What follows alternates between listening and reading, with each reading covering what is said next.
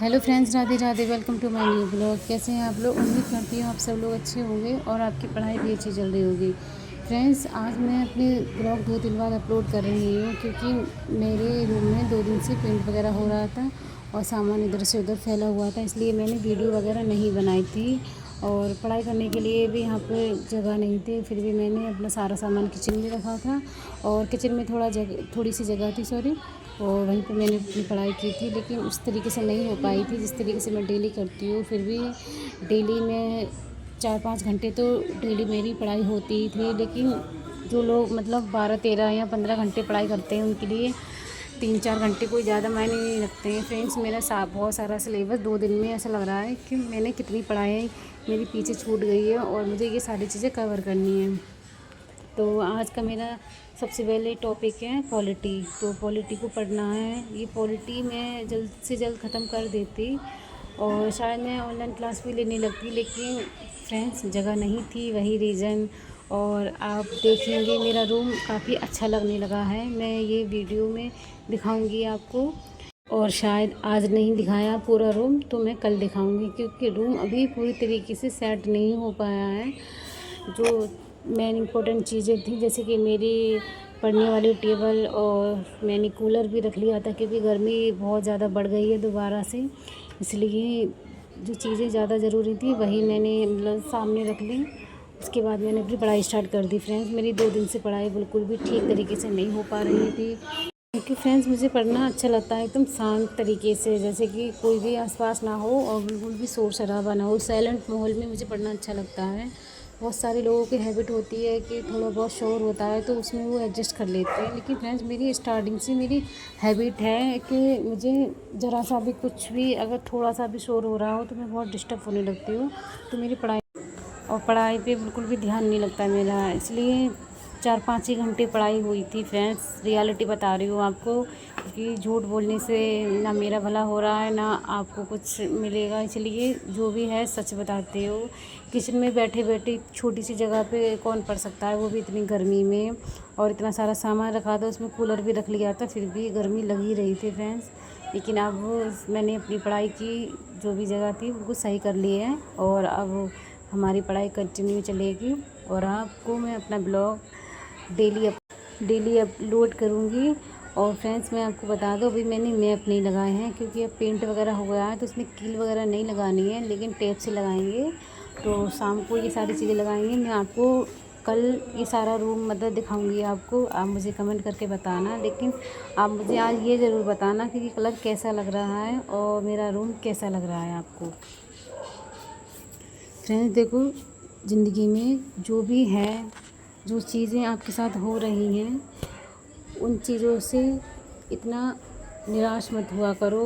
मतलब अपने आप को इतना तोड़ मत दिया करो कि आपके पास कोई ऑप्शन नहीं है या ज़िंदगी यहीं पर अब ख़त्म हो चुकी है। अब हमें इस जो भी आपकी लाइफ में सिचुएशन है उससे बाहर कैसे निकले। देखो, जो लोग मुसीबत में होने के बावजूद भी अपने आप को बाहर निकलना जानते हैं उस प्रॉब्लम से, वो सबसे बड़े बादशाह होते हैं। देखो, हर एक चीज़ में आप ढलना सीखो।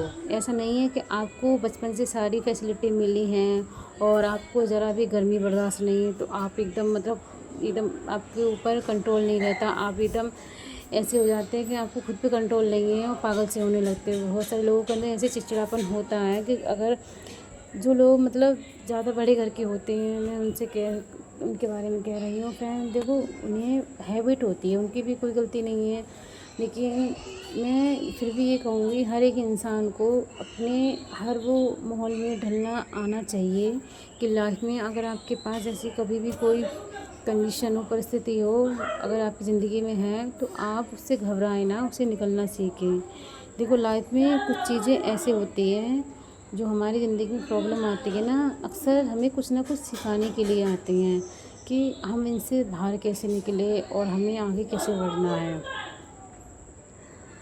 फिर भी मैं आपसे ये कहूँगी, देखो, अगर आप यूपीएससी की तैयारी कर रहे हैं ना तो आपके अंदर ये सारी चीज़ें तो होनी चाहिए कि अगर आपको अचानक से गुस्सा आ जाता है तो आप तुरंत एक्शन लेने लगते हैं, तो ये चीज़ आपके अंदर बहुत गलत है।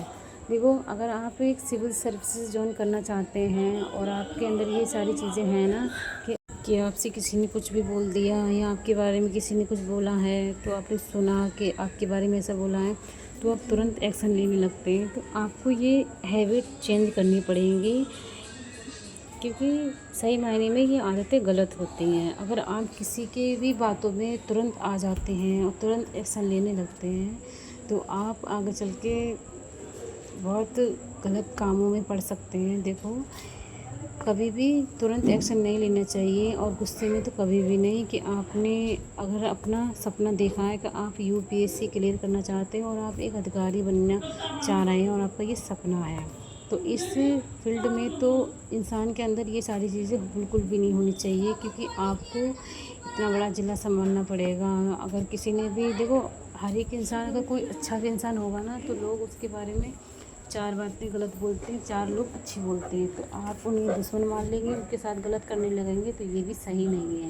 इसलिए सबसे ज़्यादा ज़रूरी आपके अंदर एक सहन शक्ति तो होनी चाहिए। अगर आप कुछ चीज़ों को इग्नोर करने के बाद और खुश रहते हैं और अवॉइड करना ज़्यादा मतलब आप पसंद करते हैं, तो ये चीज़ें आपके अंदर होनी चाहिए। देखो, जो इंसान हर चीज़ को बर्दाश्त करना सीख जाता है ना, उसे ज़िंदगी में कोई भी नहीं हरा सकता। वो हमेशा आगे बढ़ता रहेगा, और ऐसे इंसान एक दिन बहुत बड़ा मुकाम हासिल करते हैं।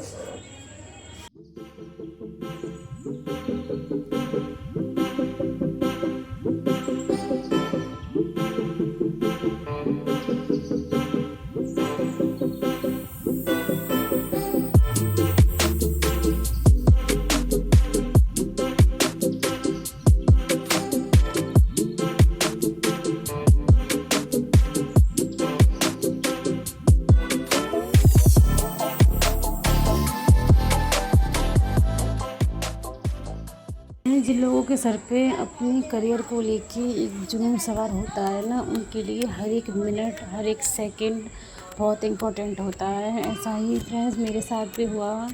2 दिन में मेरी पढ़ाई अच्छे से नहीं हो पाई, तो मुझे खुद से पता नहीं क्यों अजीब सा गिल्ट फील हो रहा था।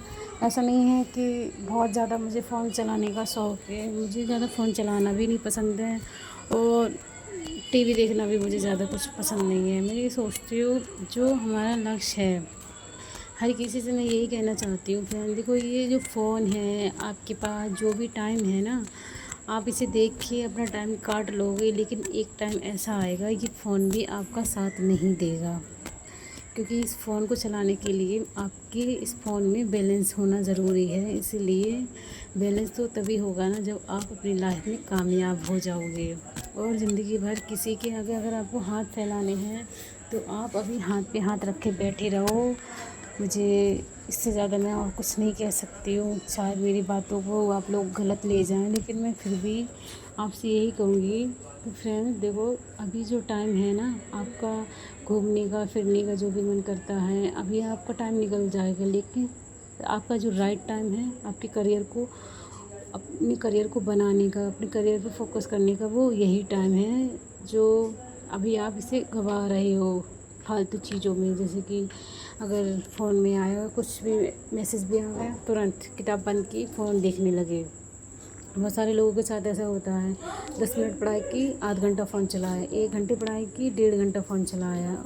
मतलब फ़ोन से वो पीछा छोड़ना नहीं चाहते। फ्रेंड्स, आप लोग ये सोच रहे होंगे कि मैं भी वीडियो बनाती हूँ, तो मैं आपको ये सारी बातें क्यों सिखा रही हूँ। फ्रेंड्स, मैं आपको पहले भी ये बात आपसे शेयर कर चुकी हूँ। देखो, मैं वीडियो बेशक बनाती हूँ, लेकिन पढ़ाई के बीच में मेरा फ़ोन नहीं आता। मैंने क्या कहा, मैं अपनी स्टडी जब करना स्टार्ट कर देती हूँ, तो फ़ोन साइड में रख देती हूँ। जितने टाइम की वीडियो बनती है, बस वीडियो बना के वीडियो स्टॉप कर देती हूँ, फ़ोन साइड पे हो जाता है। और आप ये सोच रहे हो कि वीडियो को एडिटिंग करने में, थंबनेल वगैरह लगाने में बहुत सारा टाइम लगता है, तो मेरा ये टाइम वेस्ट नहीं होता है। क्योंकि मेरा ये जो भी काम होता है वीडियो अपलोड वगैरह करने का, ये मेरे हस्बैंड संभालते हैं। और तो जब वो सारा इस काम संभालते हैं, मुझे सिर्फ ये करना होता है। जब वो जॉब पर चले जाते हैं, तो बस वीडियो बनानी पड़ती हैं, और वीडियो बनाने के लिए इतना टाइम भी नहीं लगता। वीडियो बनाने से मेरा कोई भी टाइम वेस्ट नहीं होता है। फ्रेंड्स, बहुत सारे लोग ये सोचते हैं कि फ़ोन चला लें थोड़ी देर तो माइंड फ्रेश हो जाए। देखो, माइंड फ्रेश नहीं होता। अगर आप कोई भी चीज़ फ़ोन में देख लेते हो ना, आपकी जो पसंद की चीज़ होती है, इंटरेस्ट है, तो आप पढ़ाई करते टाइम भी वही सारी चीज़ें सोचते हो। इसलिए मैं बस आपको यही एडवाइस दूँगी कि जब आप पढ़ाई करें तो फ़ोन को थोड़ा दूर रखें या साइलेंट रख दें। और अगर आप फ़ोन से पढ़ाई कर रहे हैं तो कोई बात नहीं, लेकिन अगर आप ऑनलाइन क्लास लेते हो तो सिर्फ ऑनलाइन क्लास पे आप ध्यान दें। अगर आपके फ़ोन में कोई भी मैसेज आ रहा है, कॉल भी आ रही है, तो उठाने की ज़रूरत नहीं है। मोस्ट इम्पोर्टेंट कॉल है, जैसे कि आपकी फैमिली से है या आपके पापा की, मम्मी की, कोई भी है, तो आप उठा सकते हैं। लेकिन ऐसे लोगों को नहीं जो आपका टाइम वेस्ट कर रहे हैं। हाँ, आप बाद में कॉल करके रिस्पॉन्स कर सकते हैं। आप पूछ सकते हैं क्या था और आपने कॉल क्यों की। मैं ये नहीं कह रही हूँ कि किसी को कॉल का जवाब नहीं देना, लेकिन अभी जो टाइम है ना, आपको अपनी पढ़ाई पे वेस्ट करना है फ्रेंड्स। इसे मेरी एडवाइस ही समझना, और मैं आपसे रिक्वेस्ट ही कर सकती हूँ, क्योंकि ज़िंदगी में मैंने ऐसी इतनी सी उम्र में बहुत सारी चीज़ें देख ली हैं। देखो, लोग आपके सामने तो कुछ और होते हैं, लेकिन पीठ पीछे कुछ और होते हैं। और आपको ये सारी चीज़ें नहीं फेस करनी पड़े। आप जब अगर कोई भी इंसान ये सोचता है ना, देखो जो उसके साथ हुआ या उसकी लाइफ में जो भी हुआ है, उसका टाइम वेस्ट जो हुआ है, जैसे कि मेरी लाइफ में मुझे पता है मेरे 2 साल बेकार गए हैं फिजूल के, जिस टाइम मैंने अपने करियर के बारे में बिल्कुल भी नहीं सोचा। और 2 साल अब सोचती हूँ मैं बैठ कर कि 2 साल यार पढ़ाई ठीक से कर लेते तो शायद अब तक तो सिलेक्शन हो जाता। नहीं भी होता कोई बात नहीं, लेकिन कुछ तो कुछ सीखने को मिलता है। लेकिन वो टाइम तो वापस नहीं आता है, लेकिन एक गिल्ट फील बहुत होता है। पता नहीं, ऐसा लगता है कि वो 2 साल हमारे कैसे बेकार चले गए थे, इतने वेस्ट क्यों हुए थे। क्योंकि उस टाइम मैंने फ्रेंड्स नहीं सोचा था अपने करियर के बारे में, कुछ भी ज़्यादा ध्यान नहीं दिया। क्योंकि इतना अगर कुछ सोचने का भी टाइम मिलता है तो फैमिली में ये बहुत सारी चीज़ें ऐसे चलती रहती हैं जिससे कुछ भी मन नहीं लगता किसी भी चीज़ को करने का, कि हाँ हमें आगे कुछ करना है। लेकिन जिस टाइम भी मेरा मन किया, ऐसा नहीं है ज़िंदगी में आपका जो समय ख़राब हुआ आगे आप कुछ सोचो ना। आपको अगर कोई ऑप्शन मिल रहा है ना अपने सपनों को सच करने का, उसे पूरा करने का, तो आप पीछे मत हटो। और अगर आपके पास टाइम है, आप अटेम्प्ट दे सकते हो, तो मैं ये कहूँगी आप पढ़ाई करो, इतनी पढ़ाई करो। अगर आपके पास 1 ही साल है तो आप इतनी दिल से पढ़ाई करो, पूरी शिद्दत से, कि आपको फर्स्ट बार में ही आपका सिलेक्शन हो जाए। क्योंकि आगे शायद आप किसी और चीज़ की तैयारी कर लें, लेकिन ये जो ऑप्शन है, आप यूपीएससी की तैयारी कर रहे हैं और आपके पास ज़्यादा टाइम नहीं है, तो आप अच्छे से पढ़ाई करो ताकि आपका फर्स्ट बार में निकल जाए। कुछ लोग कहते हैं कि पहली बार में नहीं निकलता। देखो, ऐसे बहुत सारे टॉपर्स मैंने देखे हैं जिनका पहली बार में ही सिलेक्शन हुआ है। तो आप ये सारी चीज़ें मत सोचा करो निकलने के लिए, पहली बार में ही निकल जाता है। नहीं के लिए तो 2-3 बार में, मतलब 2-3 या 4 अटेम्प्ट दे दो तब निकल जाता है। लेकिन आपके पास जितना टाइम है आप उसके हिसाब से पढ़ाई अच्छे से करो। फ्रेंड्स, अगर आपको मेरा वीडियो अच्छा लगा हो तो प्लीज़ मेरे वीडियो को लाइक करें और चैनल को सब्सक्राइब करें। अब हम मिलते हैं अपने अगले ब्लॉग में।